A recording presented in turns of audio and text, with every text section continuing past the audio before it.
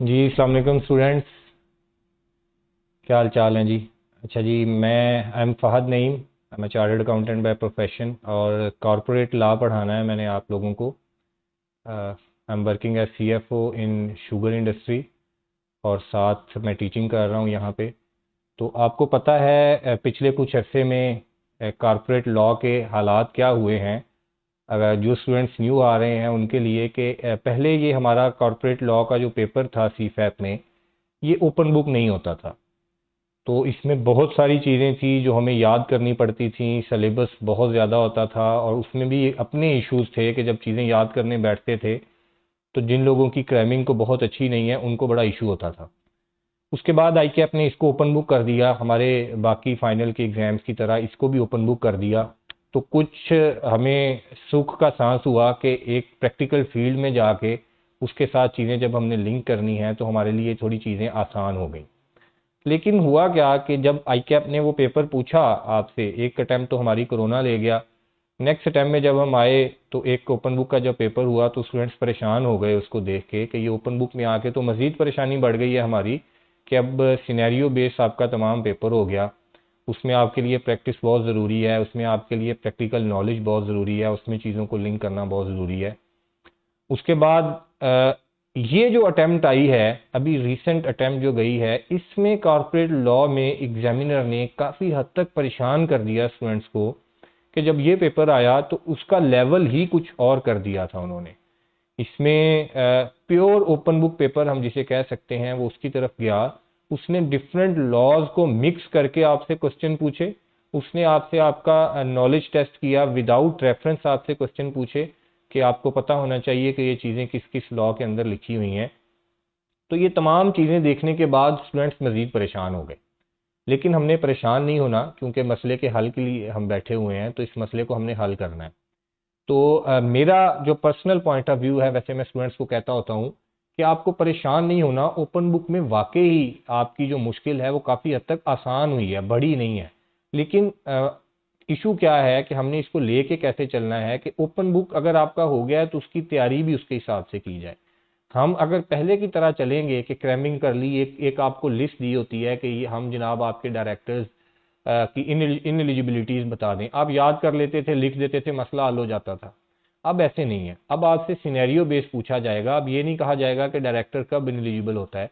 अब आपके सामने एक पूरा केस रखा जाएगा और आपसे पूछा जाएगा कि आपके ख्याल में क्या वो एलिजिबल है for being a director of the company या नहीं है। या वो आपसे डिफरेंट लॉज में मिक्स करके पूछ लेगा। लॉ में, कॉर्पोरेट लॉ में आपको पता है कि आपका सिलेबस बहुत ज्यादा है।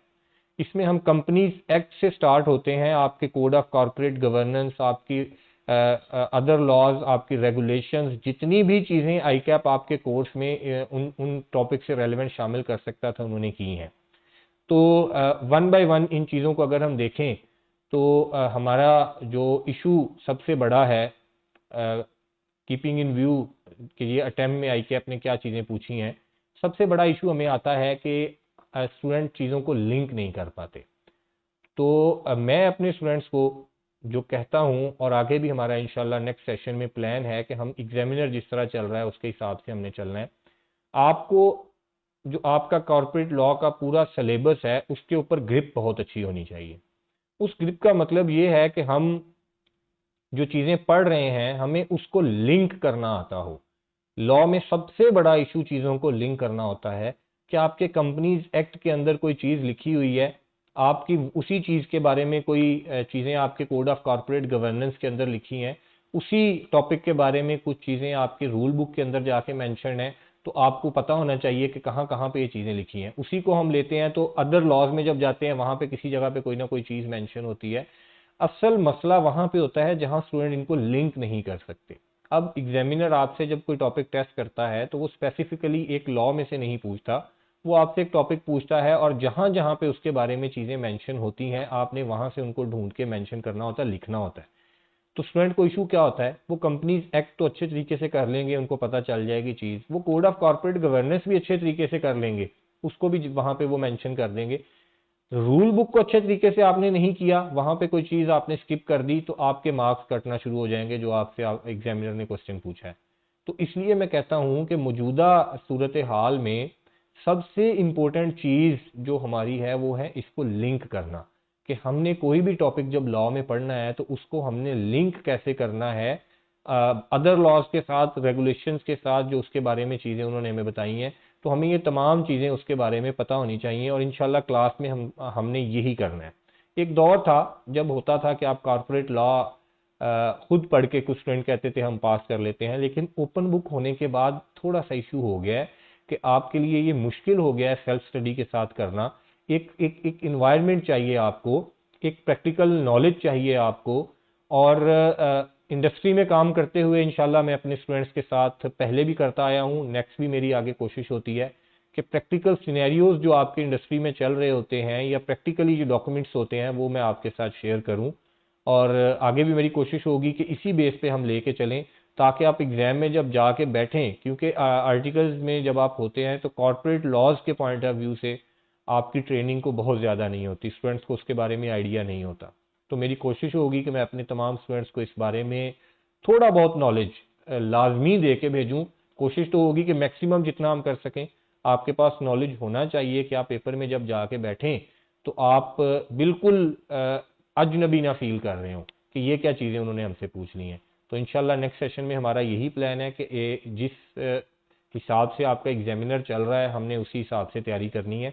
अब लिंक करने में मैं अगर आपको एग्जांपल दूं, जैसे मैं अभी बात कर रहा था कि लिंक करने में एक इशू होता है, तो हमारा एक टॉपिक है जी, बड़ा फेवरेट टॉपिक है आईकैप का, आपको पता होगा, डायरेक्टर्स का।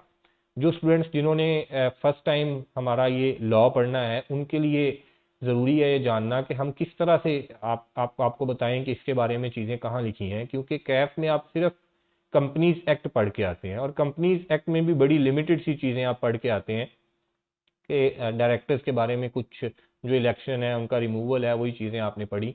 अब अगर मैं आपको फाइनल लेवल पे आके बताऊं कि इस डायरेक्टर्स के बारे में चीज़ें कहाँ कहाँ पे मेंशन है, तो जब हम डायरेक्टर्स को देखते हैं तो जनाब इसको मैं लिंक करने जाऊंगा तो सबसे पहले आपका जो इसके साथ लिंक होता है वो है कंपनीज एक्ट।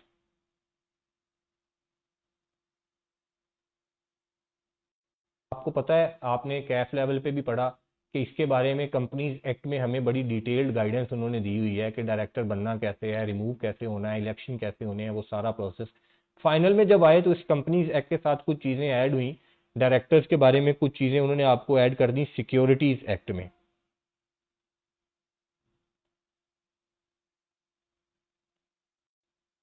सिक्योरिटीज एक्ट में हम गए, वहां पे भी डायरेक्टर्स के बारे में कुछ चीजें मेंशन है। इसी तरह आप यहां से निकले तो कोड ऑफ कॉरपोरेट गवर्नेंस, जिसे हम सीसीजी कहते हैं, उसमें भी डायरेक्टर्स के बारे में बहुत सारी चीजें आपको मेंशन की हुई हैं। लिस्टेड कंपनीज के केस में आपको वो तमाम चीजें भी देखनी पड़ती हैं। इसके बाद जब आप आते हैं सब्सटेंशियल एक्विजिशन की कुछ रेगुलेशंस हैं आपके कोर्स में, वहां पे भी बोर्ड ऑफ डायरेक्टर्स के लिए उन्होंने कुछ रिस्ट्रिक्शंस आपको बताई हुई हैं। इन तमाम चीजों से जब आप निकल के आए तो लिस्टेड कंपनीज के ऊपर एक पाकिस्तान स्टॉक एक्सचेंज की रूल बुक है, जिसका एक चैप्टर हमारे कोर्स के अंदर शामिल है जो हमने सीफैप लेवल पे पढ़ना है। इस रूल बुक के अंदर भी डायरेक्टर्स के बारे में आपको बातें बताई हैं। तो आपने ये देखा, ये तमाम चीजें, ये जो मेंशन कर रहा हूं, ये तमाम लॉ, इनके अंदर डायरेक्टर्स के बारे में चीजें मेंशन की हुई हैं उन्होंने। तो जब एग्जामिनर आपसे क्वेश्चन पूछेगा तो उसने सिर्फ कंपनीज एक्ट का नहीं पूछना। अब चेंज हो गया है, अब ओपन बुक हो गया है, अब आपके पास बुक वहां पे अवेलेबल होगी जब आप एग्जाम में बैठे होंगे। तो उसने जब आपसे क्वेश्चन पूछना है तो इन तमाम टॉपिक्स को मिक्स करके आपसे चीजें पूछेगा, और जहां जहां पे कोई चीज मेंशन है आपको वहां वो लिखनी पड़ेगी वहां एग्जाम में कि फलां लॉ में इसके बारे में ये लिखा हुआ है।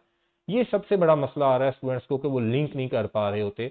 इन तमाम चीज़ों को हमने इंशाल्लाह क्लास के अंदर लिंक करना है, और जब आप इंशाल्लाह क्लास के बाद एग्जाम में जाके बैठेंगे तो आपको काफ़ी बेहतरी फील होगी कि क्लास लेने का आपको फ़ायदा हुआ है और एक अच्छी तैयारी के साथ आप एग्जाम में जाके बैठे हैं। अच्छा जी, नेक्स्ट जो पॉइंट है हमारा डिस्कशन वाला, कि ओपन बुक होने के बाद अब जो दूसरा इशू स्टूडेंट्स को आता है वो है इसी पेपर को, मैं बार बार उसका रेफरेंस इसलिए दे रहा हूं कि इस पे स्टूडेंट्स काफ़ी परेशान हुए हैं लास्ट अटेम्प्ट में। तो उसको सामने रखते हुए जो बड़ा इशू आया है वो है टाइम मैनेजमेंट का। ओपन बुक पेपर आपके लिए मैनेज करना मुश्किल होता है। आपका इससे पहले रिपोर्टिंग था, बीएफडी का पेपर था, उसमें इशू आता था, लेकिन अब जब से ये ओपन बुक हो गया है आपके लिए लॉ का पेपर मैनेज करना बड़ा मसला हो गया स्टूडेंट्स के लिए। उन्होंने सबसे पहली बात ये आके की कि सर नॉलेज बेस्ड जहां पे टेस्टिंग हुई थी वहां पे हमें कोई इश्यू नहीं हुआ, थोड़ा सा सोच के आपने कर लिया, लेकिन प्रैक्टिकल सिनेरियोज बना के अगर आपसे एग्जामिनर कोई क्वेश्चन पूछ रहा है तो आपके लिए वहां पे मसला हो गया, उसको सोच के विद इन टाइम आपने कैसे सॉल्व करना है। तो 3 घंटे के अंदर वो पेपर को मैनेज करना बड़ा मुश्किल हो गया। उसकी इंशाल्लाह हमने प्रैक्टिस करनी है इस सेशन में कि प्रैक्टिस क्वेश्चंस हम करेंगे, प्रैक्टिस सेशन प्रॉपर करेंगे, और उसके साथ आपके कुछ टेस्ट होंगे जो हम एग्जाम लेवल पे जाके कोशिश करेंगे कि उसको हम कंडक्ट कर सकें, ताकि आप एग्जाम में जाने से पहले अच्छे तरीके से तैयार हो चुके हों, आपकी टाइम मैनेजमेंट भी बेहतर हो चुकी हो, आपकी जनाब प्रैक्टिकल नॉलेज भी आपका अपडेट हो चुका हो, और आपकी प्रैक्टिस भी इतनी हो कि आप एग्जाम में जाके उस पेपर को पास करने के काबिल हो जाएं। तो पूरी कोशिश होगी कि इंशाल्लाह हर तरह से हम तैयार होके जाएं। अच्छा जी, इसके बाद जो दूसरा इशू आया, अब आई कैप ने कुछ दिन पहले ही अपनी कोई एग्जाम गाइडेंस इशू की है, जो हर अटेम्प्ट से पहले, हर सेशन से पहले आई कैप इशू करता है। तो उसमें उन्होंने स्पेसिफिकली बता दिया है कि जितने भी लॉ आप पढ़ रहे हैं इसमें जो सेक्रेटेरियल प्रैक्टिसेस हैं वो आपके कोर्स का पार्ट हैं, हम कहीं पे भी आपसे टेस्ट कर सकते हैं। तो उसके लिए भी हमें तैयार होना पड़ेगा। इनमें तमाम जो नोटिस मीटिंग्स के जाते हैं, जो रेजोल्यूशन ड्राफ्ट होती हैं, जो मिनट्स ऑफ मीटिंग्स बनते हैं, पहले हम सिर्फ पढ़ के गुजर जाते थे कि नोटिस क्या होता है, कितने दिन में भेजना है, आपके मिनट्स क्या होते हैं, आपने कब कब मिनट्स मीटिंग के तैयार करने हैं, आपकी रेजोल्यूशन क्या होती है और कब पास करनी है। अब ऐसे नहीं है। अब आपसे वो कल को पूछ सकता है कि एक नोटिस ड्राफ्ट करके भेजें जनाब मीटिंग का, आपसे वो पूछ सकता है कि रेजोल्यूशन ड्राफ्ट करें। उसने लास्ट टाइम में ये चीज पूछ भी ली कि एक रेजोल्यूशन ड्राफ्ट करवा ली स्टूडेंट से, तो वहां पे स्टूडेंट जाके परेशान हो गए कि एक चीज जो आपने कभी देखी ही नहीं है, एग्जामिनर जब उसको पूछ लेगा तो हम परेशान हो जाएंगे। यही वहां पे जाके स्टूडेंट्स के साथ हुआ। हमने इंशाल्लाह उसकी भी तैयारी करनी है, और मेरी कोशिश होती है कि मैं स्टूडेंट्स के साथ प्रैक्टिकल फील्ड में से कुछ चीज़ें उठा के ला के शेयर करूं कि ये देखें ये कंपनी ये काम कर रही है, और वो डॉक्यूमेंट्स मैं आपके साथ इंशाल्लाह शेयर करूं, और आप उसके लिए बिल्कुल तैयार हों और फेमिलियर हों आप उसके साथ। पेपर में जाके आपको बिल्कुल अजनबी ना फील हो कि इस तरह की कोई चीज़ एग्जामिनर आपसे पूछ ले तो आप कर ही ना सकें उसको, और आप पता चले कि स्टूडेंट जो है वहाँ पे बिल्कुल फ्रीज होके बैठ गए हैं। तो इस तरह का सिनेरियो इंशाल्लाह नहीं होगा। पूरी कोशिश होगी कि हम इन तमाम चीज़ों के लिए बिल्कुल तैयार होके जाएं। तो इसके साथ जनाब एक छोटा सा टॉपिक है जिसको हम कवर कर लें। आपने कैफ लेवल पे भी उसको पढ़ा है, डायरेक्टर्स का पोर्शन चूंकि एग्जामिनर का बड़ा फेवरेट पोर्शन होता है, कैफ लेवल पे भी और सीफैप में भी आके, और जिस तरह मैंने आपको बताया ये तमाम लॉ उससे रेलिवेंट हो जाते हैं अब सीफैप में आके, उसमें से भी चीज़ें आपने पढ़नी होती हैं।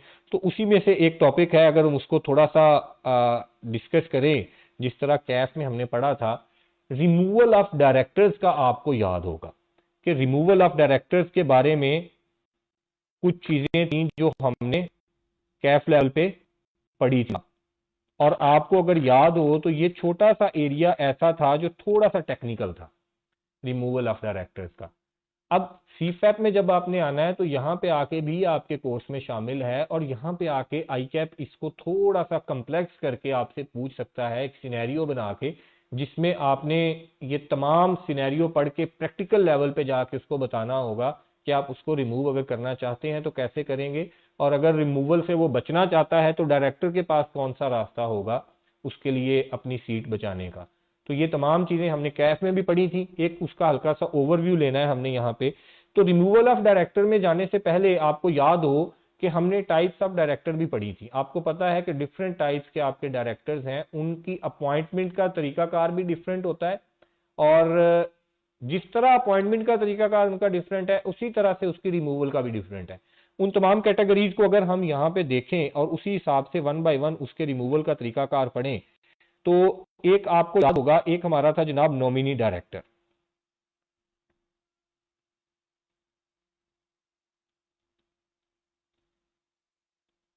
नॉमिनी डायरेक्टर, इसके बाद हमारे पास एक सबसे पहले जब कंपनी बनती है तो हमारे पास आते हैं फर्स्ट डायरेक्टर। जो कंपनी अपनी इनकॉर्पोरेशन के बाद जो पहले आपके डायरेक्टर्स हैं उनकी अपॉइंटमेंट हो रही होती है। इसके अलावा जनाब आपकी कैजुअल वैकेंसी होती है,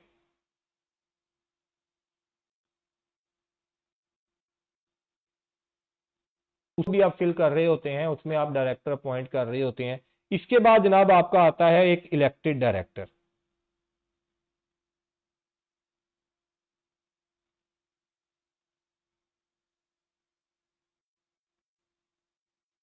जो 159 आपको एक इलेक्शन का पूरा प्रोसेस बताता है, वो भी एक लंबा चौड़ा प्रोसेस है कि किस तरह इलेक्शन होगा, कैसे होगा। आई के अपनी सटेम में उसके बारे में कुछ चीज़ें भी पूछी। तो इलेक्शन ऑफ डायरेक्टर जब होते हैं सेक्शन 159 में, तो आपको याद होगा कि वहां पे भी दो कैटेगरीज निकल आती हैं। एक हमारे जो डायरेक्टर थे वो थे आपके अनअपोज्ड,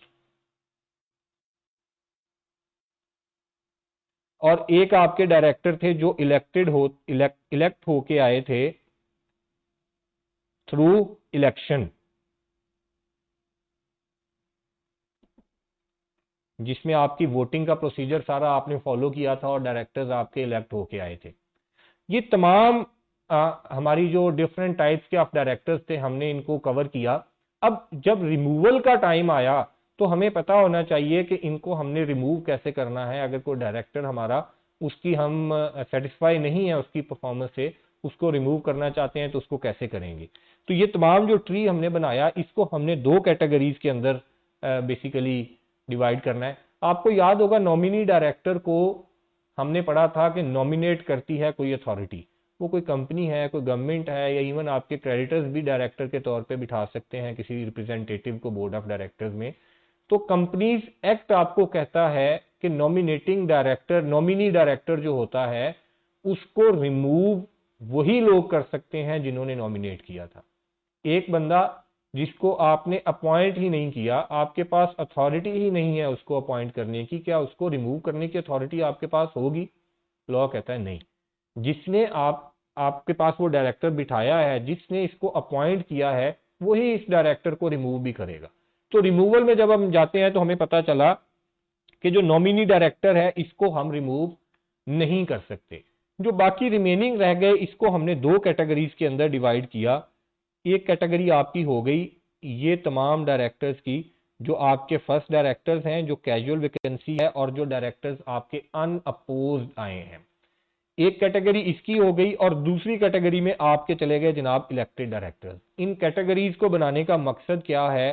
क्योंकि इनके रिमूवल का तरीकाकार दोनों का डिफरेंट बताया हुआ है उन्होंने आपको। एक इलेक्टेड डायरेक्टर को जब आपने रिमूव करना है तो क्या तरीकाकार है, और ये जो कैटेगरी हमने बनाई है जो जिसमें आपके फर्स्ट डायरेक्टर्स आए, जिसमें आपके जनाब कैजुअल वैकेंसी आई, और जिसमें आपके वो डायरेक्टर्स आए जो कि अनअपोज्ड आए थे, कि जितने आपकी सीट्स थी फिल करने वाली उतने ही आपके पास कैंडिडेट्स आए और अनअपोज्ड डायरेक्टर्स आपके इलेक्ट होके आ गए। तो इसमें तरीकाकार आपका डिफरेंट होगा as compare to elected director जो वोट्स लेके यहाँ पे आया था। तो इन दोनों तरीकाकार को हम वन बाय वन डिस्कस करते हैं। रिमूवल ऑफ डायरेक्टर, सबसे पहली चीज तो आपको ये पता होनी चाहिए कि डायरेक्टर को जब आपने रिमूव करना है तो उसके लिए रेजोल्यूशन पास करनी पड़ेगी, और रेजोल्यूशन मेंबर्स का होगा। बोर्ड ऑफ डायरेक्टर खुद से किसी को रिमूव नहीं कर सकता कि अपने में से किसी बंदे को उन्होंने रिमूव करना है तो वो खुद कर दें, ऐसा नहीं हो सकता।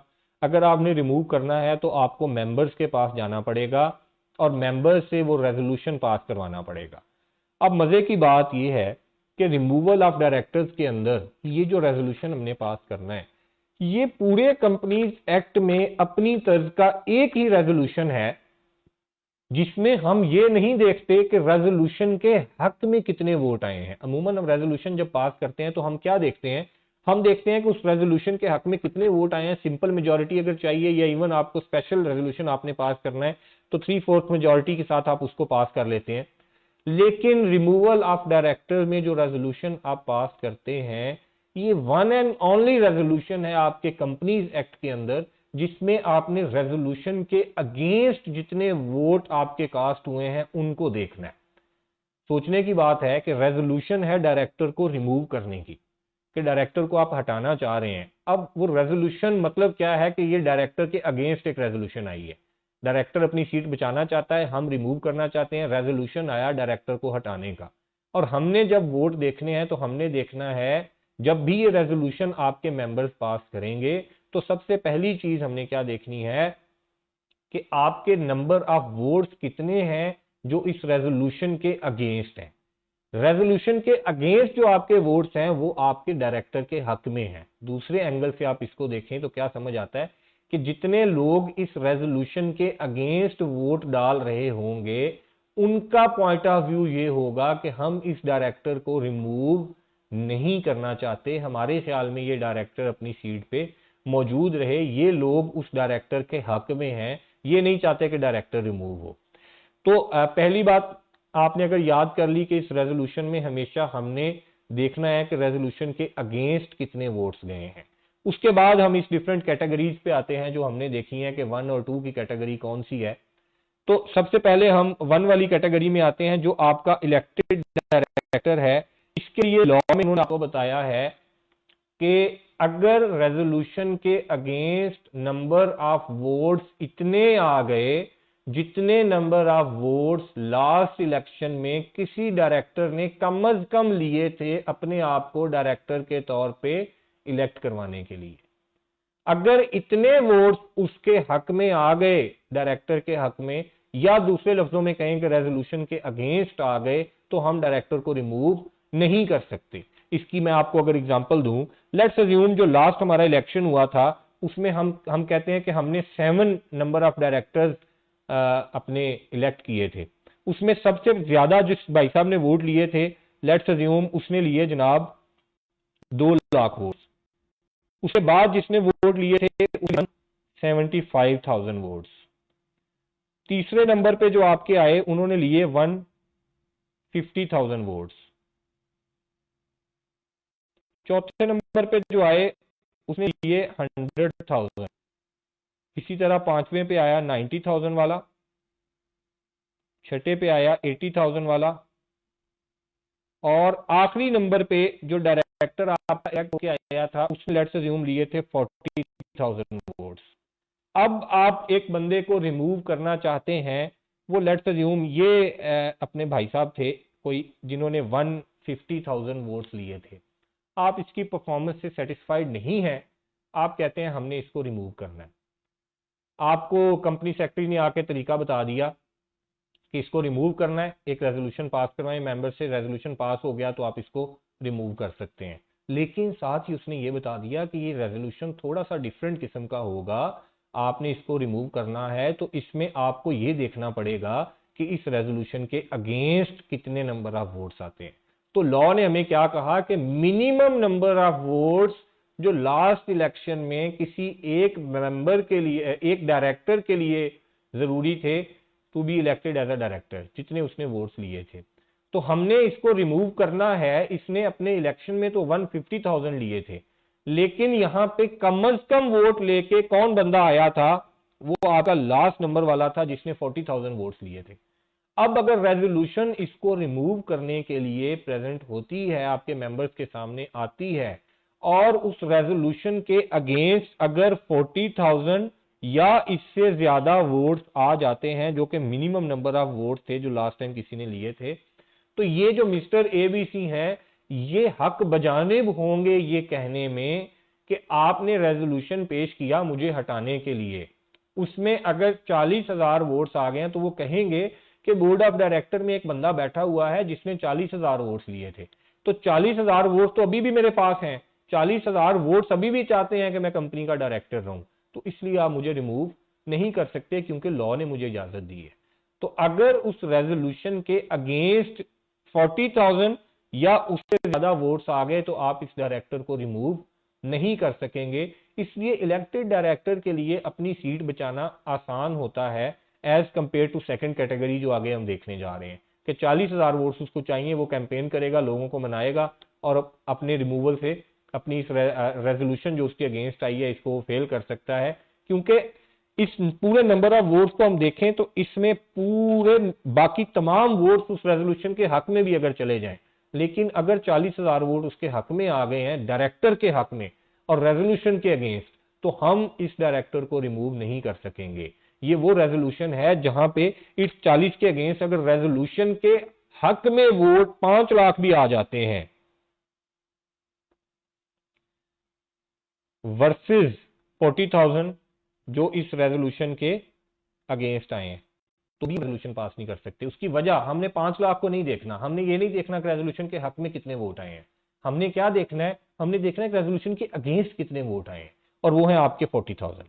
ये एक आसान सा तरीका है, आप 40,000 वोट ले लें और अपनी सीट बचा लें। बीइंग अ डायरेक्टर आपको पता होना चाहिए कि मुझे अगर रिमूव करना चाहते हैं तो मेरी सीट बचाने का तरीकाकार मेरे पास क्या होगा। अब हम आते हैं जनाब सेकंड कैटेगरी पे, कि जो आपकी दूसरी कैटेगरी थी कि आपके जो दो डायरेक्टर्स थे आपके मजीद, उनको आपने दूसरी कैटेगरी आपने बनाई है जो अनअपोज्ड है, या आपका डायरेक्टर है जो अपॉइंटेड है जिसको हम कैजुअल वैकेंसी के थ्रू लेके आते हैं, या फर्स्ट डायरेक्टर्स होते हैं, उनको रिमूव करने का तरीकाकार क्या है। उसके रिमूवल का तरीकाकार उसने आपको बताया। याद रखनी है पहली बात जो हम लेके चले थे कि यहां पे भी आपने देखना यही है कि रेजोल्यूशन के अगेंस्ट कितने वोट आए हैं, जो लोग इस डायरेक्टर को रिमूव नहीं करना चाहते वो कितने लोग हैं। ये हमने चीज अपने जेहन से स्किप नहीं करनी, इसको सबसे पहले हमने याद रखना है जी। अच्छा, यहां पे वो नंबर ऑफ वोट्स काउंट करने का तरीकाकार उसने डिफरेंट बताया है। आपको याद होगा इलेक्शन ऑफ डायरेक्टर्स के अंदर जो हमने वोट्स का तरीकाकार पढ़ा था वो क्या था, हम कहते हैं जी नंबर ऑफ वोटिंग सिक्योरिटीज, जो सेक्शन 159 आपको बताता है कि number of voting securities multiply करते होते हैं number of directors to be elected. तो हमारे नंबर ऑफ वोट्स आपके पास टोटल आ जाते हैं, जितने आप नंबर ऑफ वोट्स आपको रिक्वायर्ड होते हैं उस इलेक्शन के अंदर, टोटल नंबर ऑफ वोट्स आ जाते हैं कि इतने वोट्स हैं जी, कि इतनी कंपनी की वोटिंग सिक्योरिटीज थी, उसको मल्टीप्लाई करना है आपने जितने लोगों को इलेक्ट करना चाहते हैं। कि board of director let's assume 10 से 11 लोगों का है, तो टोटल वोटिंग सिक्योरिटीज को आप 11 से मल्टीप्लाई कर देंगे तो total number of votes company के आ जाएंगे। तो ये वोटिंग सारी 159 में होती है, वो इंशाल्लाह 159 जब हम पढ़ेंगे तो उसमें कवर करेंगे। आपको ये सिर्फ रिमाइंड करवाना था कि हमारे टोटल नंबर ऑफ वोट्स क्या होते हैं, क्योंकि इसका हमारा लिंक है इस रिमूवल के साथ। वो कहता है अगर आपने इनमें से किसी एक डायरेक्टर को रिमूव करना है, जो कि ये कैटेगरी हमने बनाई थी, जो कैटेगरी अभी हम देख के आए हैं वो आपके फर्स्ट डायरेक्टर्स हैं है या अनअपोज्ड डायरेक्टर्स हैं, इसमें से किसी को आप रिमूव करना चाहते हैं, तो हमने ये कैटेगरी जो बनाई थी उसके लिए जो हमने अब वोट्स काउंट करने हैं वो उस बेस पे होंगे कि टोटल नंबर ऑफ वोट्स का फार्मूला आपके पास आ गया कि number of voting security multiplied by number of directors to be elected, जो सेक्शन 159 में आपने लास्ट इलेक्शन के अंदर उसको कैलकुलेट किया था। अब सिंपल सा हल है, इसी फार्मूले को मजीद बढ़ाते हुए आप इसको डिवाइड कर दें नंबर ऑफ डायरेक्टर्स जो फॉर द टाइम बीइंग है आपके।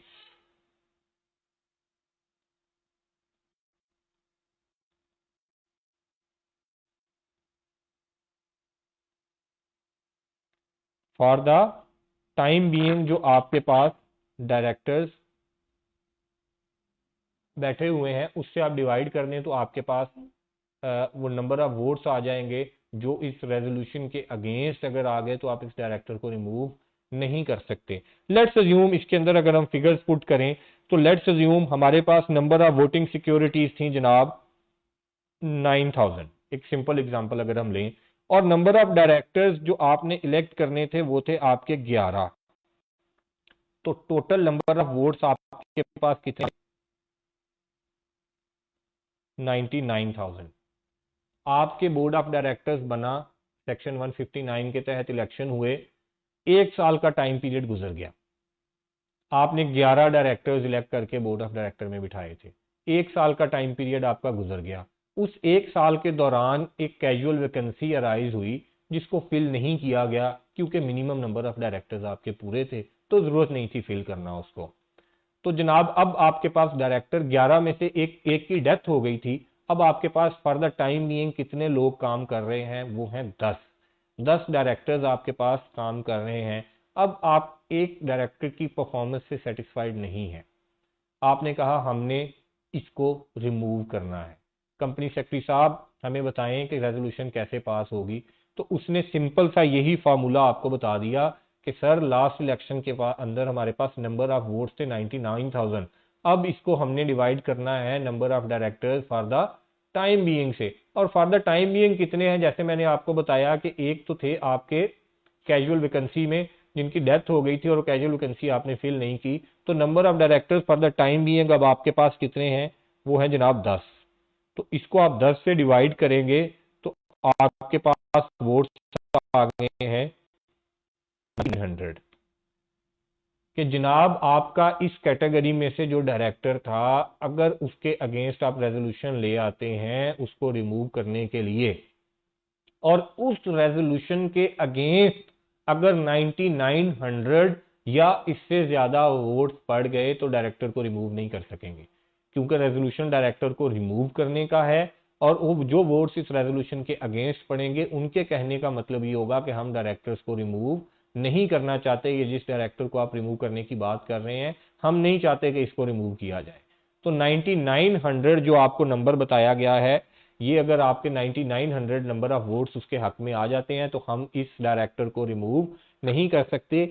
हक का मतलब कि डायरेक्टर के हक में आ गए और रेजोल्यूशन के अगेंस्ट आ गए।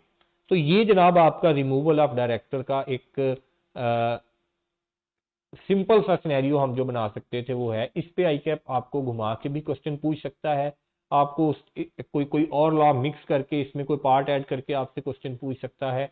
इन तमाम चीज़ों को इंशाल्लाह हमने क्लास में कवर करना है। और जैसे मैंने आपको स्टार्ट में बताया कि कॉर्पोरेट लॉ में मेन इशू अब इन डिफरेंट लॉज को कवर करने का है, जिसकी एग्जांपल मैंने आपको स्टार्ट में दी थी कि ये जैसे डायरेक्टर्स हैं आपके, इनको हम देखें तो ये डायरेक्टर्स आपके किस किस के साथ लिंक होता है। ये आपका डायरेक्टर्स सिक्योरिटीज एक्ट में भी है, सीसीजी में भी है, सब्सटेंस में भी है और कंपनीज एक्ट के अंदर भी है। तो इन तमाम चीजों को जो लिंक करने वाला काम है वो इंशाल्लाह हम क्लास में करेंगे। क्लास एक मेरा स्टूडेंट्स के लिए पहले भी मेरा मशवरा होता है कि क्लास आप किसी भी टीचर से पढ़ें, किसी भी इंस्टीट्यूट में जाएं, लेकिन कॉर्पोरेट लॉ की क्लास आप लाजमी लें। अब वो दौर नहीं रहा कि आप कॉर्पोरेट लॉ को खुद सेल्फ स्टडी से पास कर सकते हैं। आपको एक गाइडेंस की ज़रूरत होगी, एक इन्वायरमेंट की ज़रूरत होगी जिसमें आप बैठ के कॉर्पोरेट लॉ को स्टडी करें और जिसमें आप चीज़ों को लिंक करना सीखें। तो क्लास लाजमी लें, इसको कॉर्पोरेट लॉ को सीरियस लेना है ओपन बुक होने के बाद। और ये तमाम चीज़ें इंशाल्लाह हम क्लास में कवर करेंगे जी। बहुत शुक्रिया, जज़ाकल्लाह, अल्लाह हाफिज़।